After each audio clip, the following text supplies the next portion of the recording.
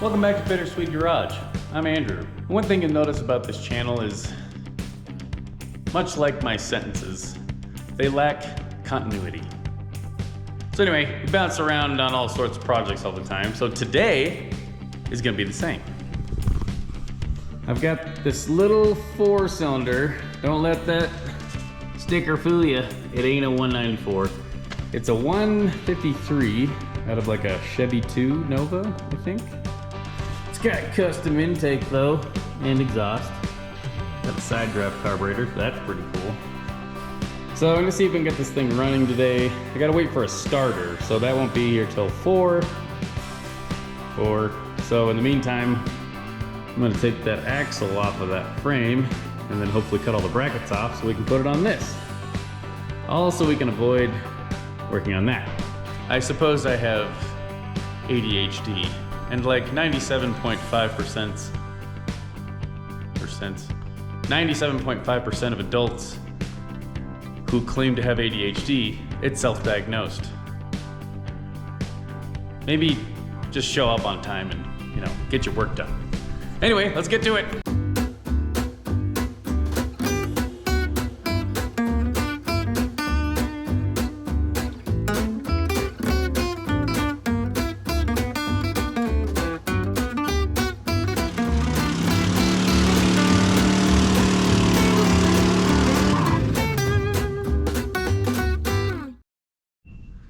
Well, I will say, now that this has a front end with, wheels that turn and tires that hold air, it's a little easier to push it out, so let's do that.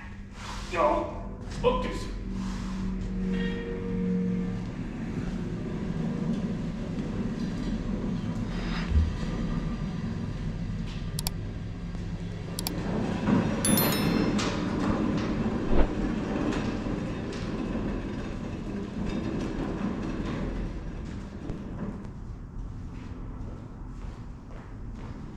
Getting it back into the shop is the real trick. It's all uphill.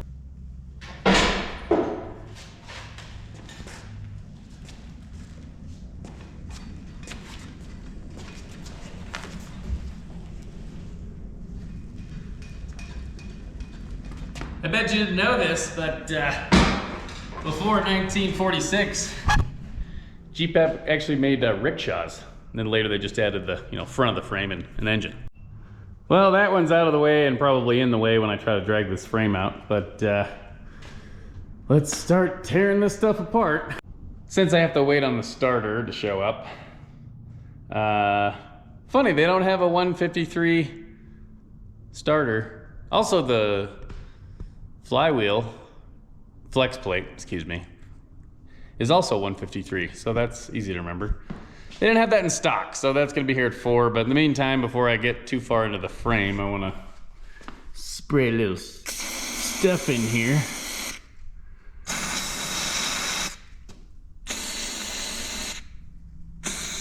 All the, little more. The spark plugs look pretty good. Maybe a little dark, but nothing concerning. Also, I labeled these, you don't want to get confused with all these wires, plus the fact that they're sort of deformed into place. Anyway, we'll let that cook and get back to this.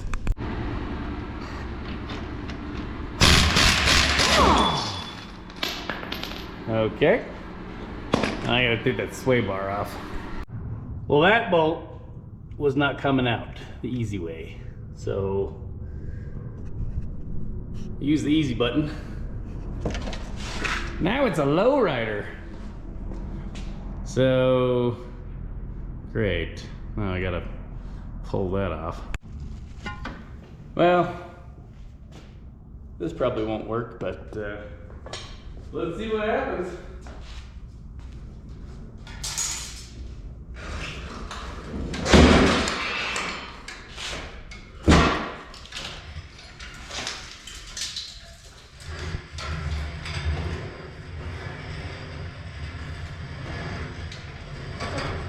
Would you look at that?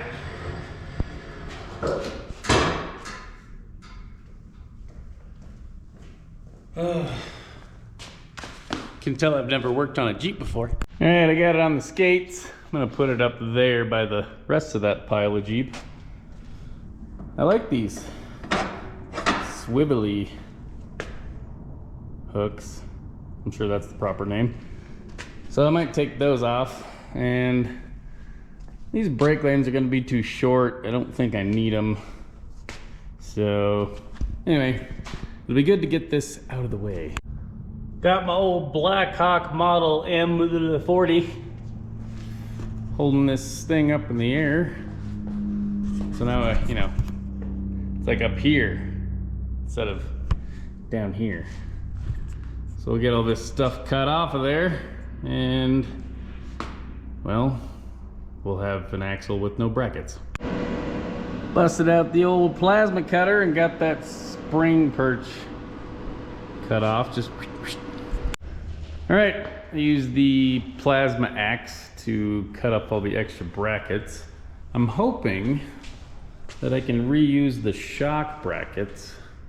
It's gonna be close, but I gotta go get a flap disc to clean up all these slag remains.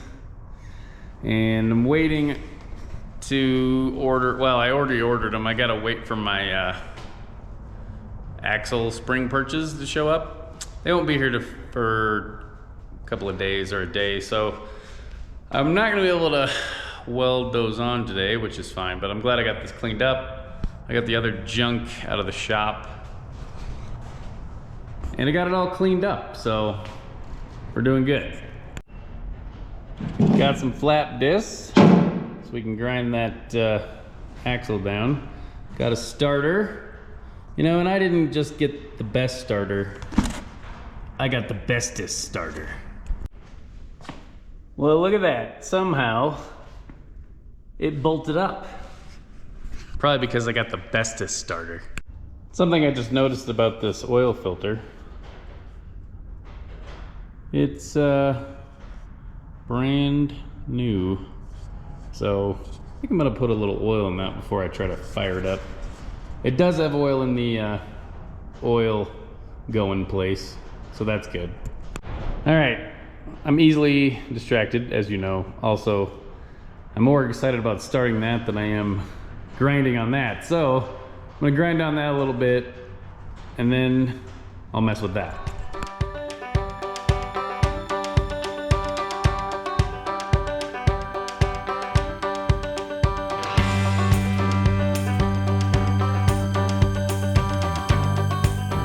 All right, I got all the remnants of the brackets ground off, and that was a dirty job. Probably shouldn't wear shorts or short sleeves shirts, but I got it all over my face. Anyway, oh hello. There's a lot of dust. I'm gonna sweep that up real quick, and then we're on to that. All right, I got power hooked up. I don't have the ignition hooked up yet. Thanks to my friend Ryan for giving me that little straight six over there, because I was able to use this coil and the bracket, so that's cool. So I'm gonna see if this jump box has enough juice to turn it over, and then we'll go from there. I think everything's clear.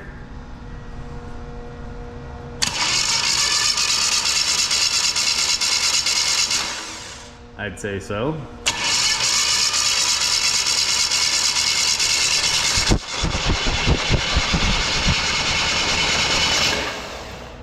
Sweet. Let's see if we're getting any spark.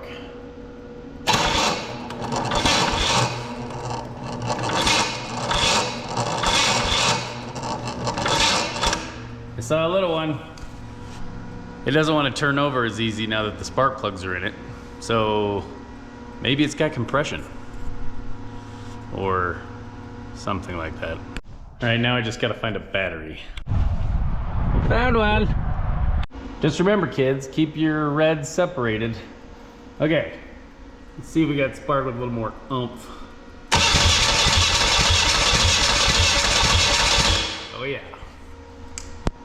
she's gonna run. All right, well now we throw something flammable in the carb. See what happens. Try not to blow up.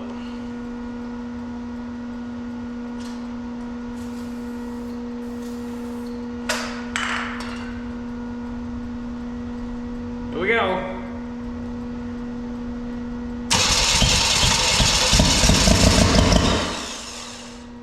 Oh yeah, it's a runner. Hot diggity dog. All right, let me see if I can get a little gas in the bowl here.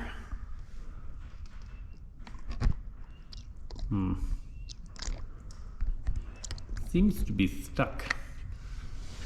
Maybe I can get it in this bolt. Well, I very gingerly put some fuel down that hole there. Here's the fuel filter, which is pretty neat. Probably way too much in there, so it's perfect. Got my little fire extinguisher just in case. Here we go.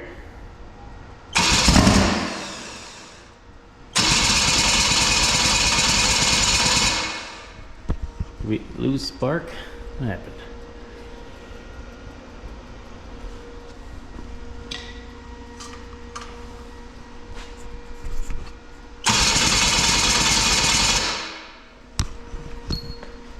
You know, I should probably hook up the spark plug. That might help. So it ran on 3 cylinders. Let's see what it does on 4.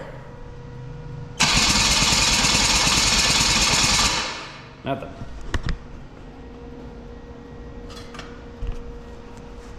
Gotta use a foot.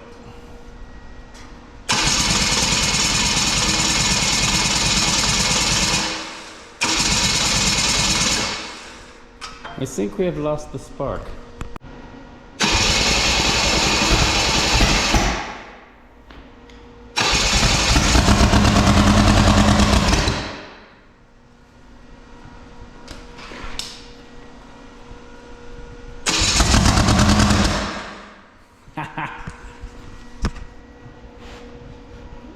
See if I can do this.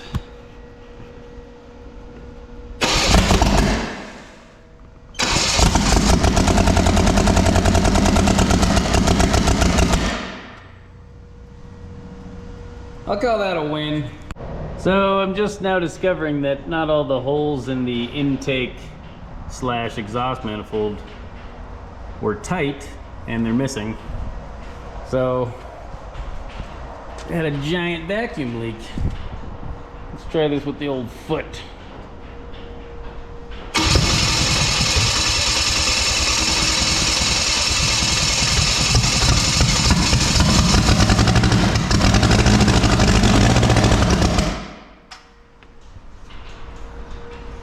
It seems to run better on gasoline. Let's try the choke.